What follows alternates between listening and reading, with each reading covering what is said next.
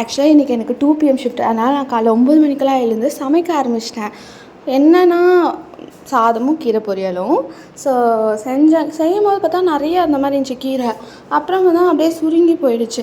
சரி தேங்காய் போட்டால் திரும்பவும் பெருசாகிடும்னு சொல்லிவிட்டு என் பேக்கில் வந்து ஒரு தேங்காய் இளநீ குடிச்சிட்டு மிச்சம் தேங்காய் வந்து எடுத்துன்னு போய் இது சமைக்கலாம், வேஸ்ட் பண்ணாதங்கன்னு சொன்னாங்க என் ஃப்ரெண்ட்ஸ்லாம்.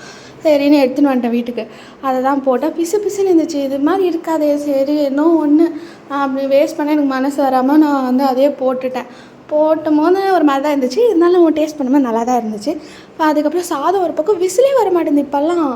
என்னன்னு தெரியல, இப்படி தான் இருக்குது என்னுடைய சாதம். அது ஒரு பக்கம் எடுத்து வச்சுட்டு சரி இது பத்தாதுன்னு சொல்லிவிட்டு புதினா சட்னி பண்ணலாம் அப்படின்னுச்சு. நேற்று ஆஃபீஸில் தான் புதினா சட்னி பற்றி பேசினோமா, எனக்கு ரொம்ப ஆசையாயிடுச்சு. சரின்னு சொல்லிவிட்டு இன்றைக்கி புதினா சட்னியும் பண்ணேன். அது சின்ன ஜாரு பெரிய ஜாருன்னு மாற்றி ஒரு வழியாக அரைச்சி சமையல் ரூமோட நிலமையை பார்த்தீங்களா, ஒரு 2 டிஷ்ஷு பண்ணதுக்கு என்னென்னலாம் நான் பண்ணுறதா இருக்குது. ஸோ ஃபைனலாக தீஞ்சு பண்ண சாதம், புதினா சட்னி, அதுக்கப்புறமா கீரை பொரியல். அவ்வளோதான். இதுவே எனக்கு ஒரு பெரிய சாதனமாக தான் இருக்குது. இதுக்கே வந்து 9 to 12 ஆகிடுச்சு. அப்புறம் குளித்து ரெடி ஆகிட்டு ஃபைனலாக முடிச்சிட்டேன். சரி நான் ஆஃபீஸ் கிளம்புறேன். பாய்.